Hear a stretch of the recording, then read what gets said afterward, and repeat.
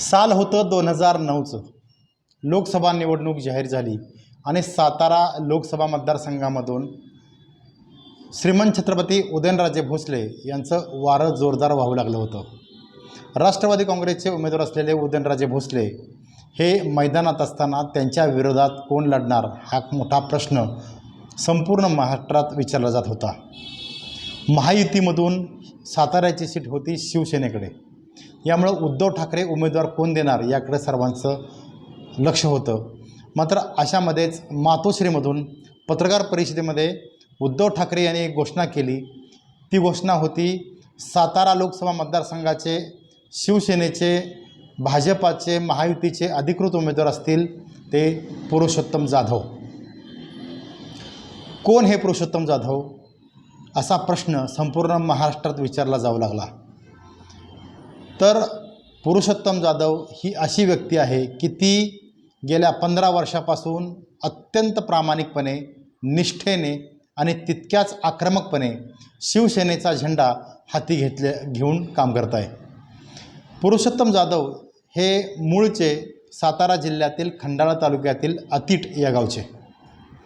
मुळात निर्भीड व्यक्तिमत्व, कर्तृत्ववान व्यक्तिमत्व आणि तितकंच स्वाभिमानी व्यक्तिमत्व असलेलं पुरुषोत्तम जाधव. पुरुषोत्तम जाधव हे सामान्य शेतकरी कुटुंबातील व्यक्तिमत्व.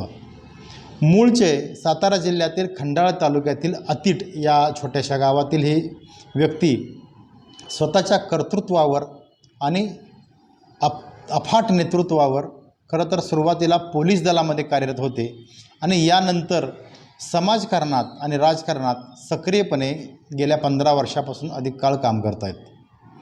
2009 साली पुरुषोत्तम जाधव हे शिवसेनेचे जिल्हाप्रमुख झाले आणि सातारामध्ये शिवसेनेची असलेली मरगळ झटकून पुरुषोत्तम जाधव यांनी प्रत्येक गावोगावी शिवसेनेची शाखा आणि शिवसैनिक सन्मानून उभा केला. खरं तर 2009 साली उद्धव ठाकरे यांनी त्यांना उमेदवारी दिली आणि खऱ्या अर्थानं पुरुषोत्तम जाधव सातारा जिल्ह्यातील प्रत्येकाच्या घरोघरी पोचले. आणि विशेष म्हणजे 2009 साली फक्त 22 दिवस प्रचाराला मिळाले पुरुषोत्तम जाधव यांना. या 22 दिवसामध्ये अक्षरशः 6 तालुक्यामधील हजारो गावामध्ये भिंगरी लावून पुरुषोत्तम जाधव हे प्रत्येक गावात पोचले आणि बघता बघता उदयनराजे भोसले यांच्यासमोर आव्हान उभं केलं आणि तब्बल त्या निवडणुकीमध्ये 2,56,000 इतकी मतं पुरुषोत्तम जाधव यांनी मिळवून दिली. खरं तर 2009च्या निवडणुकीमध्ये त्यांचा पराभव जरी झाला असला तरी लगेच त्यांनी विधानसभा निवडणूक लढवली, वाई विधानसभा मतदारसंघाची. इथंसुद्धा मोठी लढत मकरंद पाटील यांच्या विरोधात त्यांनी दिली. यानंतरच्या काळामध्ये 2014 साली सातारा लोकसभा मतदारसंघ जो आहे तो खरं तर नैसर्गिकदृष्ट्या महायुतीकडे आहेच आणि त्याचे उमेदवार खरं तर पुरुषोत्तम जाधव असायला हवे होते.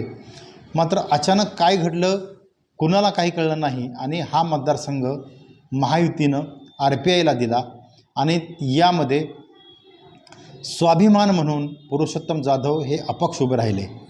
खरं तर लोकसभेला अपक्ष उभे राहणं इतकं सोपं नाही. एखादी ग्रामपंचायत जरी सुद्धा माणूस अपक्ष उभा राहताना 10 वेळा विचार करतो. मात्र पुरुषोत्तम जाधव यांनी पुढचा मागचा विचार न करता स्वतःकडं कुठलीही आर्थिक परिस्थिती बेताची असताना देखील पुरुषोत्तम जाधव 2014च्या निवडणुकीमध्ये अपक्ष लढले आणि इतिहास घडला, देशात इतिहास घडला. त्यावेळी खरं तर 2014 साली नरेंद्र मोदी यांचं वारं संपूर्ण देशभरात होतं, तसंच सातारा जिल्ह्यात देखील होतं.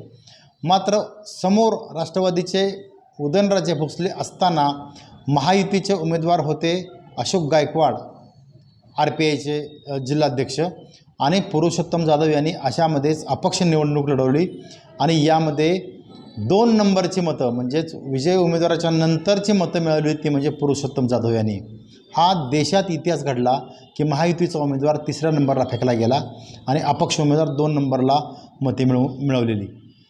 खरं तर हे सांगण्याचा उद्देश काय होता की 2014 साली लगेच त्यांनी भाजपमध्ये प्रवेश करून देवेंद्र फडणवीस यांनी आणि विनोद तावडे यांनी शब्द दिला पुरुषोत्तम जाधव यांना की आम्ही तुमचं योग्य सन्मान ठेवू आणि पुनर्वसन करू. 2014ची विधानसभा वाई विधानसभानंतर पुरुषोत्तम जाधव यांनी लढवली. मात्र त्यानंतरच्या काळामध्ये भाजपनं सुद्धा पुरुषोत्तम जाधव यांच्याकडं खरं तर त्यांचं सन्मानाची वागणूक अर्थात त्यांना योग्य पदाची पद हे न दिल्यामुळं खरं तर पुरुषोत्तम जाधव नाराज होते आणि आता सध्या एकनाथ शिंदे यांच्या शिवसेनेच्या नेतृत्वाखाली ते जिल्हा प्रमुख म्हणून काम करू लागले. खरं तर 2019च्या निवडणुकीमध्ये सुद्धा महायुतीकडून पुरुषोत्तम जाधव यांना लोकसभेची उमेदवारी मिळेल असं एकंदरीत चर्चा होती आणि त्यांचाच खरं दावेदारी होती. मात्र अचानक नरेंद्र पटेल यांना उमेदवारी दिली आणि या मतदारसंघामध्ये हा मतदारसंघ भाजपकडे गेला आणि अशा परिस्थितीत यावेळीसुद्धा पुरुषोत्तम जाधव यांना थांबवलं गेलं. त्यानंतर 2024मध्ये सुद्धा या लोकसभा निवडणुकीमध्ये उदयनराजे भोसले भाजपमध्ये आले आणि उदयनराजे भोसले आणि पुरुषोत्तम जाधव या दोघात कुणाला उमेदवारी मिळेल ह्याकडं खरं तर नजरा होत्या.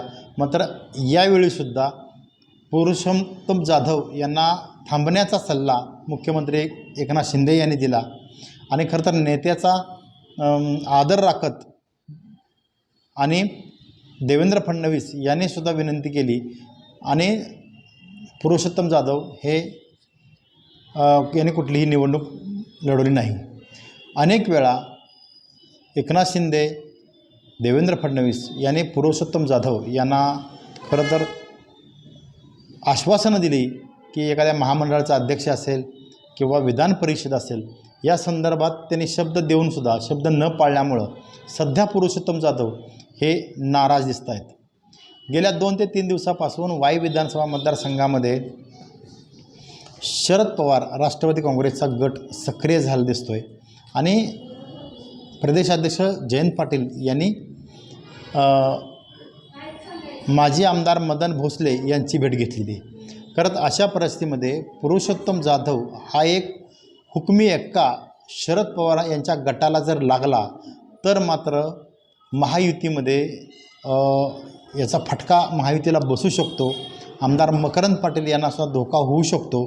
खरं तर अशा परिस्थितीमध्ये पुरुषोत्तम जाधव काय निर्णय घेणार याकडे सुद्धा सर्वांचं लक्ष लागून राहिलेलं आहे.